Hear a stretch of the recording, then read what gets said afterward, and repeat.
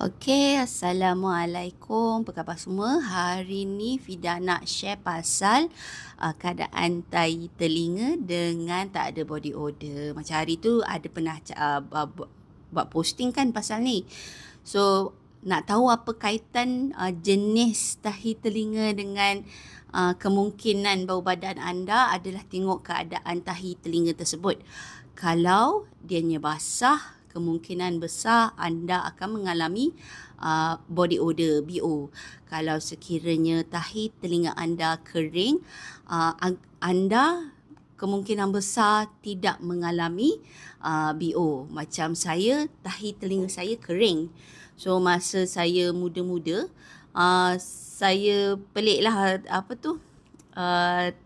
berpeluh kat ketiak, tapi dia tak ada macam saya rasa ada keperluan untuk pakai deodorant. Manakala dia berbeza bagi suami saya.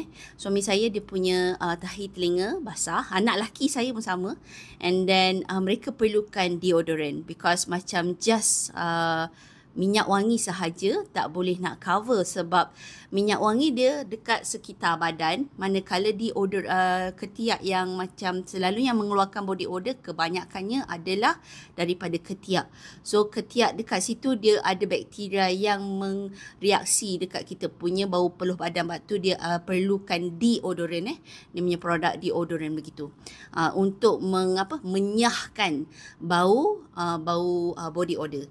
So dekat sini hari tu masa saya buat live ada cerita pasal how to combat ataupun how to macam minimize body odor. Caranya adalah you kena cari deodorant. So kalau perfume you contohnya bau fresh kan. So sebab kebanyakannya deodorant memang bau fresh. So kalau boleh biar bau tu biar selari lah.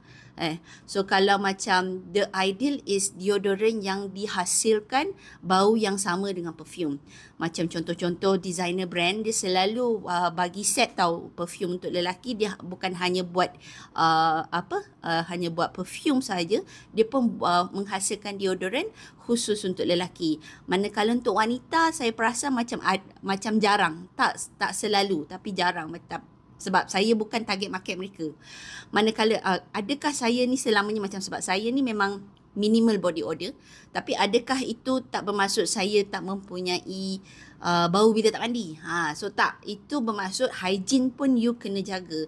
So bila macam, and as for me, as I'm going macam meniti usia, saya semakin perasan saya telah develop body odor tu sendiri sebab dia ada chemical reaction pada badan. Bukan hanya kerana kita punya tahi telinga kering semestinya bau tu tak ni. Sama juga dengan baju, kita asyik pakai baju yang sama berulang kali tak basuh, baju tu pun walaupun kita tak ada body odor pun tetap juga naik berbau jugalah. So kalau boleh macam not just hanya badan saja ataupun hanya deodorant, you kena tengoklah baju you ada selalu tukar ke tidak. Is a new fresh clothes ke ataupun pakai baju yang sama.